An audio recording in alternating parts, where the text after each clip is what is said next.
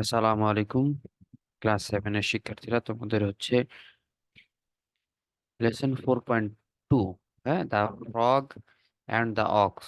এই গল্পটার যে প্রশ্নগুলো আছে ABC, এটার উত্তরগুলো আজকে আমরা শিখবো। তো প্রথমটা হচ্ছে, which parts of speech are the underline word. মানে যেগুলো আন্ডারলাইন ওয়ার্ড আছে, এগুলার পার্টস অফ স্পিচ কি হবে সেটা একটু জানতে হবে আমাদের। তো এটা দেখো, my father is the kindest person. এখানে কাইন্ডেস্ট তার বাবার সম্পর্কে একটা গুণের নাম। টল, হ্যান্ডসাম, এগুলা হচ্ছে কি এক একটা গুণ। কেমন? এরপরে স্মল, ছোট, এটাও একটা গুণ, দোষ, যাই বলি না কেন। ইলডেস্ট, হ্যাঁ, পরিমাণ বা বয়স বুঝায়। প্যাশনেট, এটাও একটা গুণ। এনকারেজিং, গুণ। হ্যাঁ।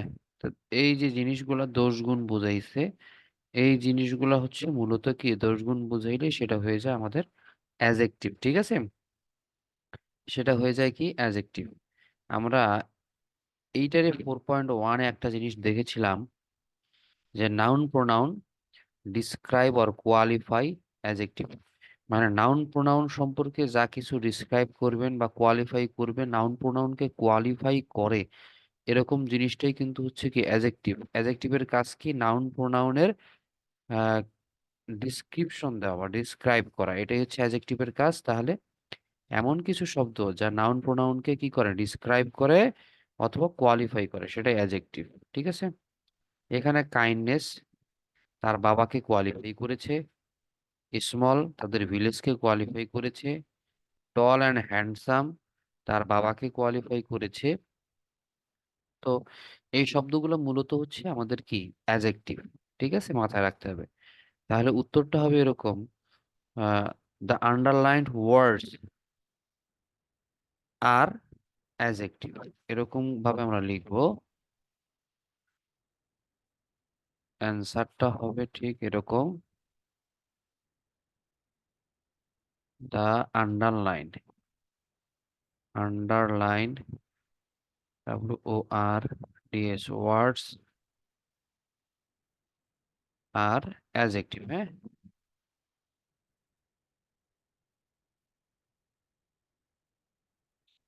অ্যাডজেক্টিভ। ওকে, তো এটা গেল আমাদের উত্তর। এটা দিলেও ঠিক আছে, ওকে। এরপরে আমরা চলে যাচ্ছি হচ্ছে আমাদের হোয়াট পার্টস অফ স্পিচ গেল। বি নাম্বারটা হচ্ছে, what are the position of this words in the sentence বা ইন এ সেন্টেন্স। প্রত্যেকটা সেন্টেন্সে এই ওয়ার্ডগুলোর অবস্থানটা কোথায়? খেয়াল করে দেখো, প্রত্যেকটা সেন্টেন্সে এই ওয়ার্ডগুলোর অবস্থান হচ্ছে ভার্বের পরে। হ্যাঁ, ভার্বের পরে অলওয়েজ এই যে মানে অ্যাডজেক্টিভের অবস্থান হচ্ছে ভার্বের পরে। হ্যাঁ, ভার্বের পরে অথবা অ্যাডভার্বের পরে, ভার্বের পরে, অ্যাডভার্বের পরে। ঠিক আছে, ভার্বের পরে অথবা অ্যাডভার্বের পরে, এটা মাথায় রাখতে হবে। হ্যাঁ, তো এখানে আমরা দিয়ে দিলাম যে what are the position of this words in the sentence. The position of this word in the sentence are, এরকম ভাবে দেই, answer, the position of the word, WORDS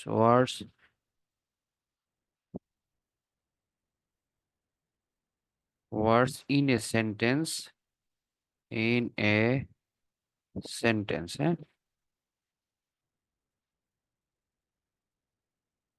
কোথায়? আফটার, আফটার এ ভার্ব, ভার্বের পরে, অর আফটার অ্যান্ড অ্যাডভার্ব। হ্যাঁ, ওকে, that's it. তো এটাই হচ্ছে আমাদের উত্তর। কেমন?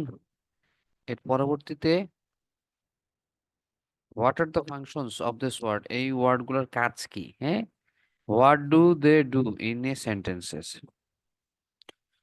দুইটা প্রশ্নের উত্তর কিন্তু same. What are the functions of this word, এই ওয়ার্ড গুলোর ফাংশন গুলো কি? নাউন সম্পর্কে বর্ণনা দেওয়া, ঠিক আছে, নাউনকে কোয়ালিফাই করা, নাউন বা প্রোনাউনকে কোয়ালিফাই করা। তাহলে উত্তর হবে the functions of this words R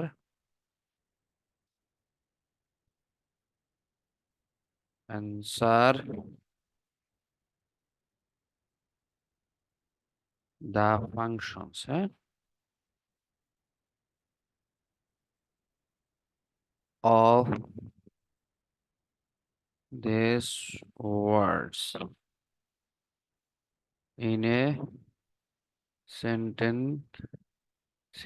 sentences are qualify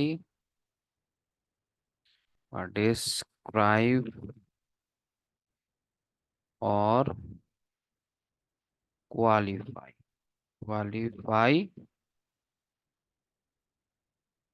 a noun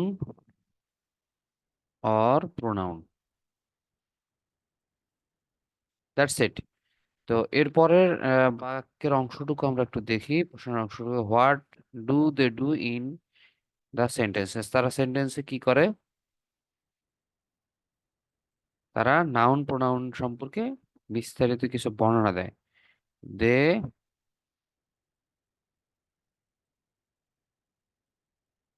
টক্স, আমরা দিলাম they talks about the qualities, they talks about the qualities, qualities, তারপরে হচ্ছে অবস্থান, situation, situation and so on, and so on. They talks about the qualities, situation, তারা গুণ, অবস্থান ইত্যাদি সম্পর্কে, অ্যান্ড সো অন ইত্যাদি সম্পর্কে কথা বলে বা বর্ণনা দেয়। According to, according to the subject, according to the noun or pronoun, according to the noun or pronoun. Okay, okay, that's it. তো এটা দিলেই হয়ে যাবে আশা করা যায়, ঠিক আছে।